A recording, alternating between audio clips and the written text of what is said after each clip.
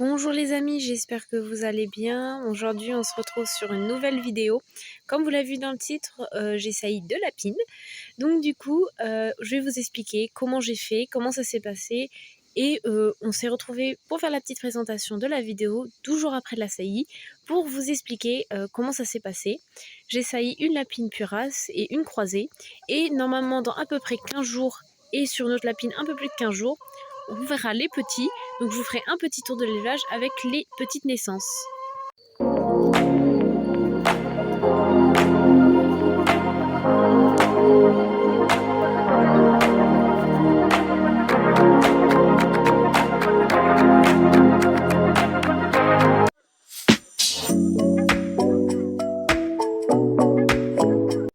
Donc j'ai commencé par mettre Stella dans le clapier d'Uno, donc j'apporte toujours la femelle dans le clapier. On peut voir que Uno monte sur la lapine.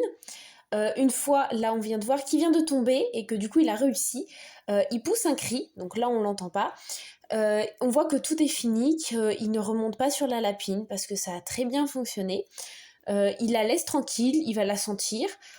Tout va bien se passer normalement entre eux. Il va continuer quand même à la coller et à rester avec elle.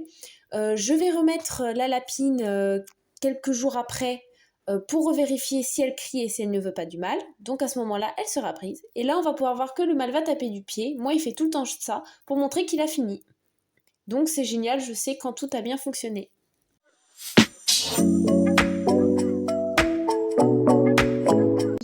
Donc voici Stella actuellement.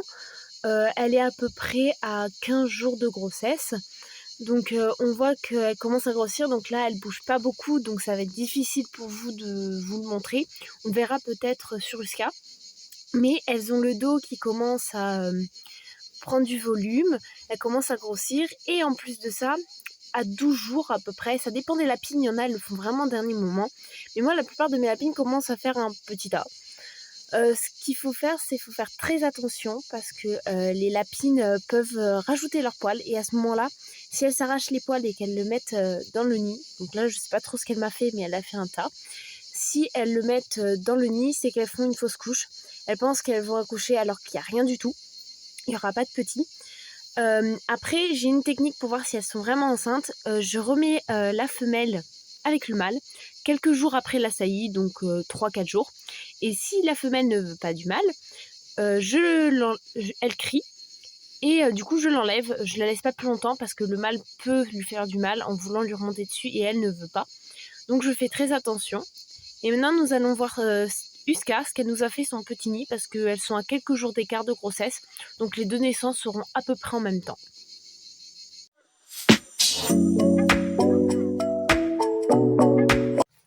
Donc encore une fois, j'ai mis la femelle dans le clapier, le mâle se tient au poil de la femelle, on n'a pas pu le voir correctement sur Stella. On voit qu'il est en train de tomber, donc que l'acte est fini. Normalement il pousse un petit cri, et puis après il va se retirer de la femelle.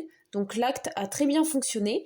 Il y aura des petits dans à peu près 30 jours, donc des petits lapins chefs parce que c'est un couple de puraces. Et du coup tout a bien fonctionné et on revoit encore une fois le mâle qui tapait du pied à l'acte, à la fin, pour montrer qu'il a fini, ce qui est plutôt génial pour savoir que tout a très bien fonctionné.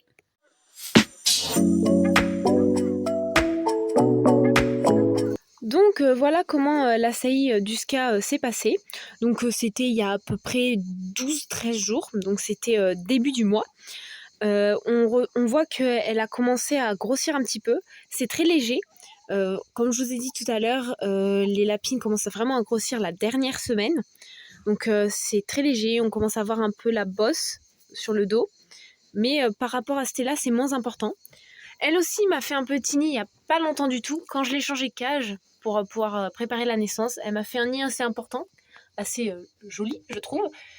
C'est une artiste. Après, en nourriture, je donne un peu plus d'orge pour qu'elle puisse un peu plus manger.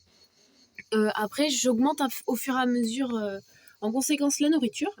Et puis, par contre, elles aiment énormément la verdure quand elles sont enceintes pour pouvoir grossir et préparer le lait pour les prochains petits.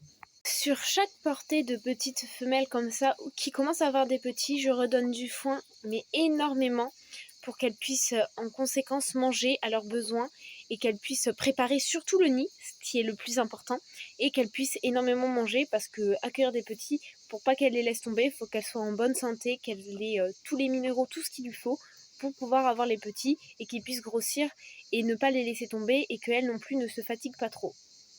Il faut donc savoir que chez la reproduction des lapins, chaque animal est différent et chaque lapin réagit différemment. Comme vous avez pu voir dans les vidéos, mes lapins réagissent d'une certaine manière et que vous, peut-être, vos lapins ne réagiront pas comme ça. Et c'est un exemple des astuces que moi je vous donne qui sont pas forcément correctes, mais pour moi elles fonctionnent. Vous, peut-être qu'elles ne fonctionneront pas. Il faut savoir que le lapin, vraiment, ne fonctionnent pas tous de la même manière. J'ai eu des mâles qui, par exemple, pendant la reproduction, chez une femelle, ne tombaient pas et ne criaient pas, et pourtant ça avait très bien fonctionné. Chaque lapin est complètement différent.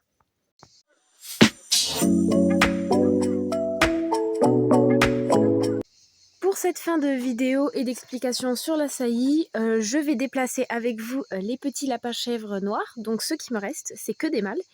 Et j'ai remarqué au fur et à mesure des années que jamais laisser les mâles à côté des femelles. Donc là, ils sont entourés de femelles. Donc du coup, je vais les mettre à côté du mâle, donc dans les deux clapiers. Comme ça, ils n'auront pas l'odeur et ils éviteront de se battre. Donc avec vous, je vais déplacer les petits et leur préparer leur petit endroit. Donc mettre du foin, déplacer leur rougette, leur eau et les déplacer eux.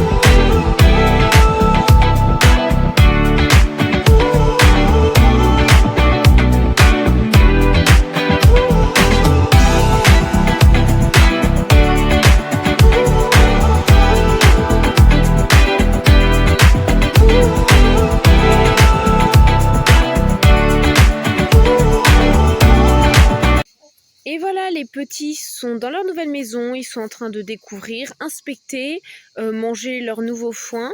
Et puis ils sont surtout en train de faire la découverte de leur papa, qui est juste à côté. Ils sont tous à la grille là-bas en train d'essayer de le sentir. Donc je vais vous laisser là. N'oubliez pas de liker la vidéo et de vous abonner. Et je vous souhaite une bonne journée. Bisous!